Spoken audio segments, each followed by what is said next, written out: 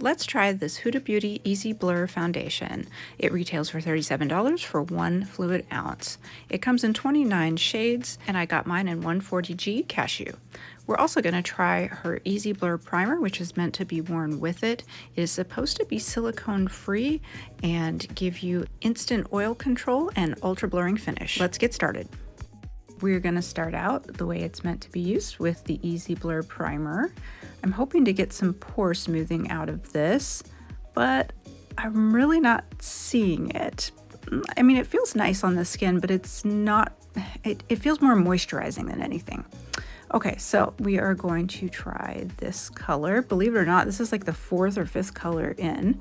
Usually I'm the lightest or the second to lightest. I'm going to use my Sigma F48 Soft Coverage Foundation brush just to give it a nice even base, and we're going to try it this way first.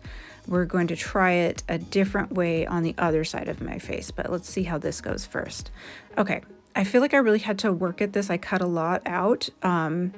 It's a little heavy and it still feels a little sticky, but it's okay. Let's try for a more natural application with this damp sponge. I already like this a lot better, and I think that you get nice even coverage, but a little bit of your skin shows through that way. So if you want heavier coverage, use the brush. If you want a nice even skin-like finish, definitely use the sponge.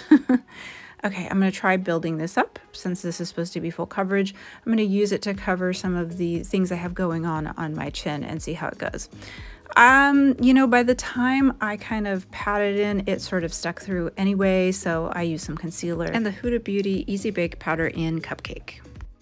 Oh, here's where we're starting. I have worn this a lot of times, and it took me a while to figure out how to apply it in a way that I actually liked. It was a little heavy. It definitely picked up my texture.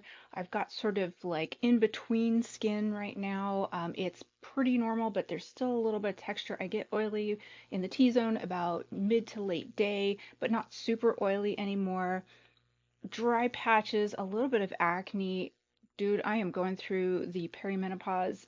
It's like being a teenager again, but like on steroids. My skin is here, there, and everywhere, minus the collagen I used to have. So I need a really good foundation in order to deal with whatever my skin situation is going to be that day. So that's where we're at. We're going to start here, and I will go throughout the day, and then I will give you my final thoughts as to how it wears. Okay, let's get started. All right, first check-in. This looks really nice, actually. All right. And here's in natural light right by the window. That shine is really from just a highlighter, but overall, I mean, this is definitely very flawless looking. Okay, 3 hours later, and we're in the car running errands. Still looking pretty good. I do see a little bit of my texture, but a lot of stuff shows my texture right there in, like, you know, very harsh light outside. I'm gonna run some more errands and then I'll check back. Okay, so this is 5 hours. This is why I have not been choosing to wear this. Even with good application, it looks makeup-y. So, you know, if I back off, it's fine. I was just in Ulta in the mirrors. When it was lit up, it looked fine. It actually, yeah, it looked pretty good. When they turn off the bright lights to help diffuse some of the shadows, I was like, ooh, oh no. So, yeah, I have better, less makeup-y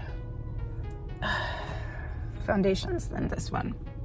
It's not horrible, but are you gonna spend like 40 bucks on this particular one? I mean, you can get a cheap one that kind of performs like this, at least for my skin. I don't have perfect skin. I'm guessing people who want full coverage kind of foundations, they're not going to have perfect skin. So this is always the problem with something that's really, really full coverage, is keeping it smooth, because those of us without perfect skin, you know, we have oils that break them up. We have texture that is just, there's not much you can do about other than put some sort of silicone smoothing on top of it to sort of level it out. And this one just doesn't, this one is seriously just okay. I have a lot of ones that perform pretty similar to this. So,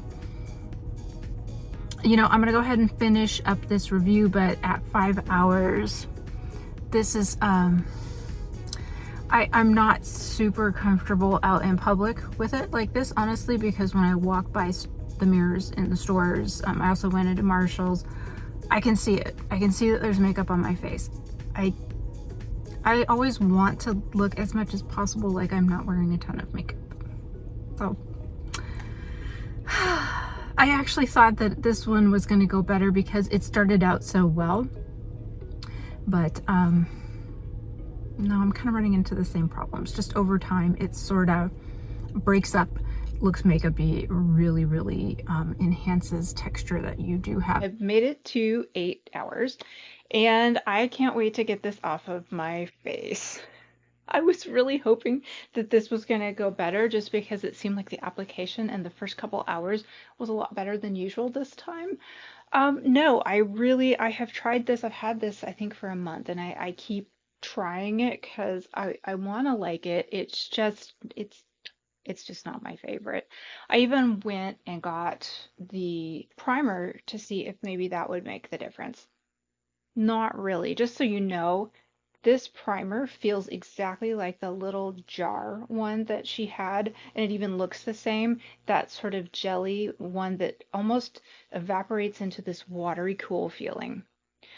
I did not find, like when you first put this on, you think you're going to get blurring because it's got a thick sort of silicone feel. It's like it evaporates and then I really don't feel like I get any kind of pore smoothing out of this. I would skip this altogether. This is just not, it doesn't do on me, who has pores and texture, what I would expect it to do. If you really want pore smoothing, things like this number 7 Airbrush Away is cheaper and better. I mean, this one does a really good job.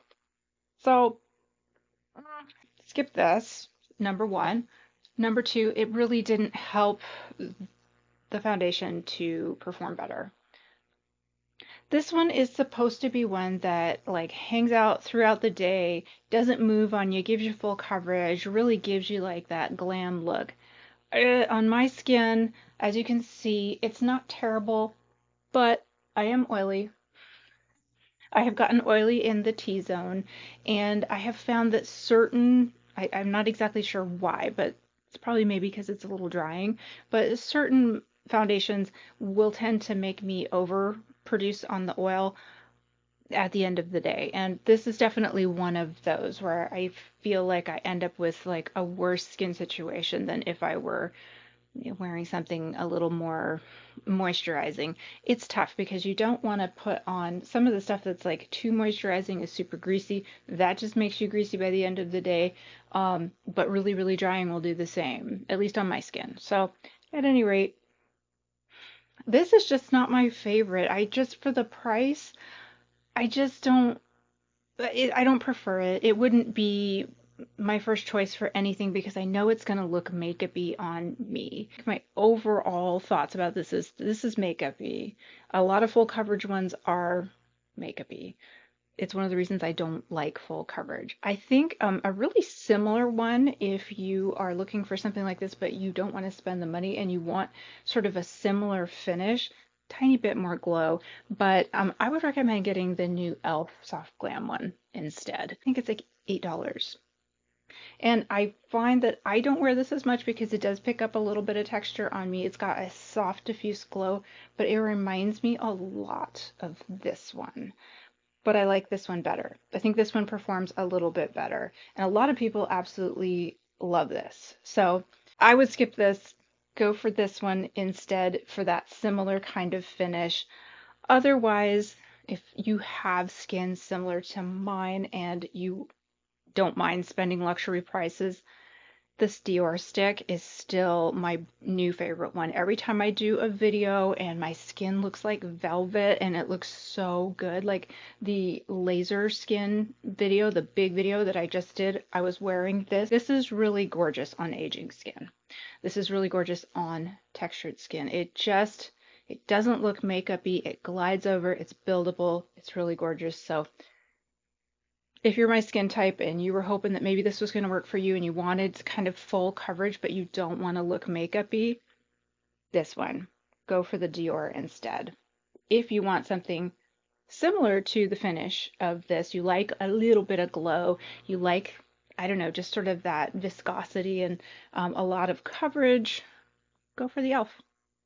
It's only $8. Okay, that's it. I've been meaning to make this forever. I'm sorry it took so long. Part of it is because I knew I didn't like it. And I really wasn't looking forward to putting it back on my skin. I have tried wearing it so many times. I've tried to make it work and it's just a no-go for me. Okay, well, if you have any questions, leave them below.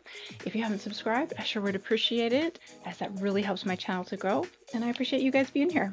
All right, I hope you are having a wonderful day, and I'll see you in the next video.